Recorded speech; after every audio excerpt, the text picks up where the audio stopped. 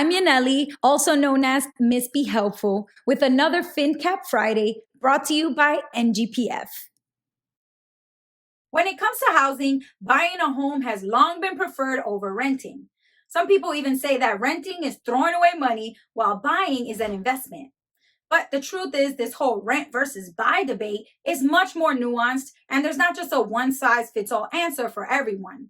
One main benefit of renting is that your landlord is responsible for homeowners insurance, property taxes, maintenance and repairs, and possibly HOA fees or other related costs. Unexpected emergencies like a broken water heater, a leaky roof, or a new gas line are not your responsibility as a renter. But on the flip side, you're limited to changing the space you have when you rent. As a homeowner, you could pretty much change it any way you want. You could remodel, refresh, and upgrade the property.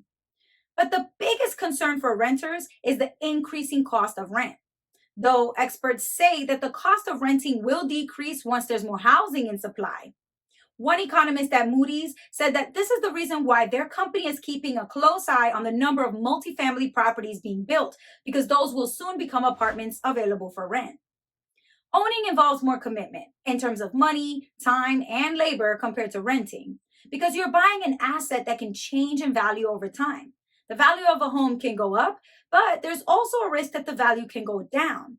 And plus, if you don't pay your mortgage, you could lose the home in foreclosure, and you would lose any money you invested in the home to that point. Failing to pay your rent could lead to eviction, but since you don't own the property, you wouldn't also be losing an asset too. In 2023, Warren Buffett was the sixth richest person on the planet with a net worth of close to $118 billion. But he's really famous for living a modest and frugal lifestyle. His home in Omaha is one that he bought back in 1958 for just $31,500, which, when adjusted for inflation, is about $328,990 in 2023. More than 65 years later, Warren Buffett is still living in the same house. But the value of the home has appreciated over time to $1.44 million, according to Realtor.com. That's 44 times more than what he paid all those decades ago.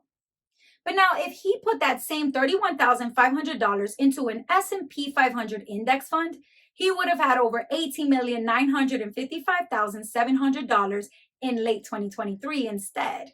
That's 600 times more money. Now, of course, he can live inside the house, but you can't really live inside of an index fund. So there is a difference in the day-to-day utility of this investment. But even Warren Buffett said himself that he would have made far more money by renting instead of buying, and that investing in stocks or in rental properties would have been a more productive investment for him than owning his own home. Now, the cost of owning a home is not the only thing to consider. You got to think about your lifestyle, income, work situation, where you want to live, and how ready you are to settle down for the long haul in just one place. And plus, there's also the economy. Inflation impacts the interest rate you get when you take out a mortgage loan, but it also affects the cost of rent. So this list of considerations should give you a little glimpse of how complicated this decision can get. So what should you do? Experts say you should focus on what you can control. You can't focus on macroeconomic factors, but you can work to gain skills that will help you increase your income, like negotiating a raise, starting a side hustle or a business, switching jobs, and more. And you can also keep your spending low. The key is to keep your cost of housing really low, regardless of whether you choose to buy or rent the place. That way, you can leave a little wiggle room in your budget to purchase other appreciating assets that will help you maximize your wealth in the long run.